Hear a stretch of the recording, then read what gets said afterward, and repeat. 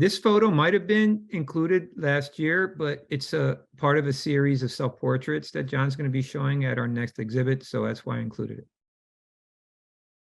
I really like this photo because when I first joined Photography Without Borders, I was a very shy person. I barely talked in class. Tony would always ask me, John, are you going to speak about your work? And I was silent, or I'd be like, it's better if I type it, or kind of like just tell you that you tell the class. And then I took this photo, I call it Breaking Free, because I started to feel more comfortable with myself being an artist, taking photos. And I wanted to show that I was breaking out of my box that I put myself in, like my mental, the way I was thinking. So I used cardboard, and I said it looks like glass, but it's actually plastic that I used, like a plastic container that I used. I took this one day. I just had a concept for a photo shoot, and I wanted to do like nature or like Greek mythology type. But then after looking at it again, I kind of was like, huh, I didn't notice until I saw the photo again. Oh, I remember what I was thinking about. So with the photo, it's supposed to represent, in person, I'm a pretty tall, like husky person. And some people can feel a little intimidated by that, or like they can feel like, oh, he's intimidated because sometimes he's quiet, he's tall, he kind of doesn't. Sometimes I'm in my own words, like sometimes I look like I'm zoned out or not in the mood, but I am. And this photo is supposed to show like the real side of me. Like I know it's all about how people look, but this is how I am naturally. I'm a caring, kind person. So I took this photo. I'll say it was the beginning of this year. In class, we needed to do self-portraits. And I was going through some relationship troubles, not like romantically, it was more like friendship-like. But I call this photo Why Love, because it's like people could act like they care or say that they care about you, but it's so complex. If you can see, like one photo I'm smiling, but in the other one I'm more like questioning. It's like in this photo I'm trying to represent like love can be something good, but it can also be something that can stab you in the back. Ooh, this one hits home because this was actually during 2020. Actually, yeah, 2021. It was like, we thought we was going to be over by 2020 in the pandemic. We were still in the pandemic, and a lot of hurt stuff happened to my family during the year.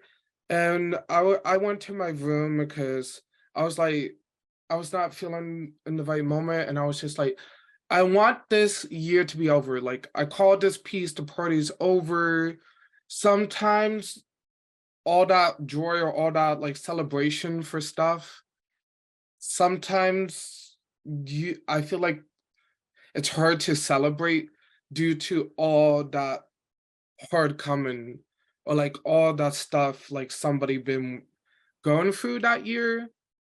And just like, even though like I'm wearing pretty glasses, I look like I'm having fun, like my facial expression doesn't really show it. So tell us about this picture. Okay, so uh the Taller Puertorriqueño, where we have our classes at, was holding this competition to win a Chromebook, and it said you had to make a piece of artwork inspired by a Latino artist. So I did a little bit of research, and my mom recommended I look into Hiram Mirastani, who was known for working with the Young Lords and taking a lot of pictures of Puerto Ricans in the New York area, I believe. A lot of portraits just showing the positives of the community, because there were a lot of negative stigmas at the time, and also documenting these efforts of protest from the Young Lords. So we got home that day. My sister was wearing this onesie from Target that happens to have the names of prominent historical figures from Black history, like Sojourner Truth, kind of wrinkled at the top. And my mom has a Black and white Puerto Rican flag laying around the house that's associated with like the flag of resistance. And she was being pretty chill around this time. So I got my sister and I propped her up on the couch and kind of used it as a background, and also tried getting her to hold the flag while having all that youth and that little bit of a sparkle in her eye. And I made sure to convert it to Black and white after, to sort of more similarly match my influence of a photographer whose photos are basically like all in Black and white. It's your show, Ren, and also just something Ren has always been pushing the technical end, on his own, like trying new lenses. I think you were experimenting with depth of field here, stuff way outside of class, totally, on his own. So you should talk about that.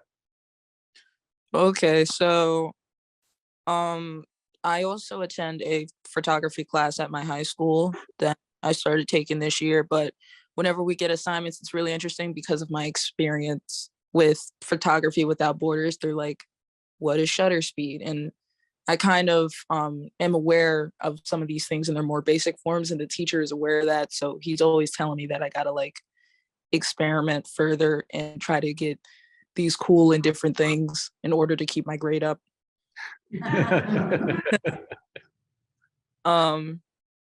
So here he had a bunch of Christmas lights just hung up around the room, and this is something I used to do a lot a couple years ago when I first started taking the photography class with Photography Without Borders. I would just put my hand in the frame, I'd reach out to the sun or stick it in some water or something. I don't know what it was, but something about my hands always and just the different ways you could play around with the hand in a picture always kind of fascinated me. Just all the different positions and playing around with the depth of field like happened here because the aperture is really shallow in order to get the bokeh. So it ends up having my thumb really out of focus and my fingers that are outstretched, like on the sharper end of things. And this is one of the first photos that I took into Photoshop, and I really felt like I was doing something with the color. It's not much. I'm not super experienced with Photoshop and Lightroom, not as much as I'd like to be, but this picture definitely felt like a really big step in terms of color, especially. So this picture is from our class trip that we took to Badstow Village in New Jersey. I was walking around with a really heavy lens during that one, I think 100 to 400. So I was looking more so for smaller scenes similar to this one. And I have been learning a lot about balance and symmetry and the rule of thirds. So I was trying to keep those things in mind and really play around with them when I took this photo. Miguel, you here? Miguel? I'm here. Introduce yourself, buddy. Hello, I'm Miguel Rosa. My sort of artist name is Magul. And I think that kind of explains my intention with my art. Because I feel like you hear Magul and it's already kind of like Magul. It's just kind of silly and confusing when you first hear it. And I think also ghoul, ghost, there's something slightly creepy about it too. And I think that shows a lot in my artwork. Like I always try to, it's always just sort of, everything's always kind of slightly weird about it. I don't know, like even it could be more subtle, like in this picture where it's kind of, the background's kind of all blown out. There's those two weird squares, but this is my cousin Brianna. This is, that's holding my aunt's baby. Damn, I'm thinking of so much. I don't know what to say. I love the way the tattoo reflects the mother's face and gives us two faces to look at. Also interesting that we've had two baby pictures, and both of them take really original takes on what can be a cliche picture. Here, the baby is present, but almost an afterthought. The real focus is on the woman's face, the decoration, the odd background, and the tattoo. So it's a great way. Your eye goes round and round and round because you're naturally drawn to the child, but then you see all these other interesting things, and your eye just keeps going round and round the picture. This is my brother Nova. He's in a lot of my pictures.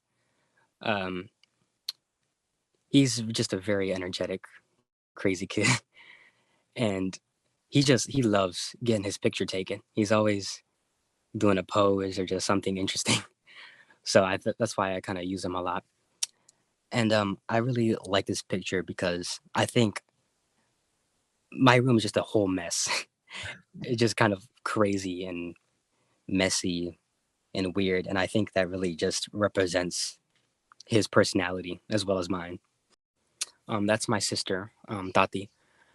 Um, I really like this picture because there's something just very kind of. She looks very uncomfortable, just very anxious, and I think the light shining on her face, it kind of makes it look like she's about to enter a room or something, and she's just not. There's a lot of people in there, or she's just not liking what she's seeing, and she does not want to go in there. hmm I was very like a big inspiration behind a lot of my photography, or just the idea behind it, is like I always liked behind the scenes kind of videos or what. I just always was really interested in that. So um I really like getting just really honest, you know, expressions from people, or just in their natural, state. This is my aunt Tasha. I really like this picture because I feel like this perfectly describes how I feel going to like a party or something, because I'm a very introverted kind of person, and I really relate to this picture a lot. Just being just at the dinner table, just sort of sitting there like, when is this going to be over? Like any minute now. And again, there's always something kind of slightly off to it, like the baby bottle right there, those two sad balloons that are just dangling. I think it's just kind of something just slightly odd about it too. Oh, and my cousin in the background, just a completely black silhouette. So that right there is a prehensile skin. And most of the time, I see them sleeping on these branches. They're very like relaxed, because most times we see reptiles and we think, oh no, it's gonna bite me, or oh no, it's like a monstrous creature. But no, this animal just wants to relax, enjoy his day, and have a good sleep. So this was taken in the Philadelphia Zoo. I usually go to the zoo because I feel like it's the most accessible way to find these different types of animals. So this boat right here, you usually would see it when you go over to IKEA right next to Columbus. And I'm not really quite sure about the history about this boat, but I just always see it. So I thought maybe I should take a picture of this because it's always gonna be there, but I wonder if I can ever get a picture of it not there. I felt like inversing it lets me see each individual piece in the composition, because when it was initially like black and white, everything kind of blended together. But when I inversed it, I can start seeing little details like the cars and the trucks moving by, the little windows on the boat. So this composition right here is called the golden ratio of comfort. I wrote something for this. Why are you disgusted by the form while the life itself wants comfort? A lot of the times when I work with bugs and invertebrates, the first initial reaction is disgust and confusion.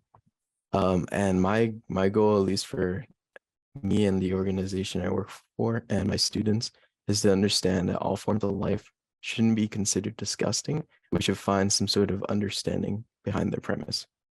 This was a very interesting photo. So we were going on a field trip to New Jersey, and I decided to take out my camera and take pictures of anything I'd find on the street. And I noticed this man wearing a black cap, sunglasses, and he looks like he was just in a big rush just to get home. I'm not sure what's in his bag, but it makes me more curious because he was just like rushing to get home. Like he has some sort of secret treasure in that bag.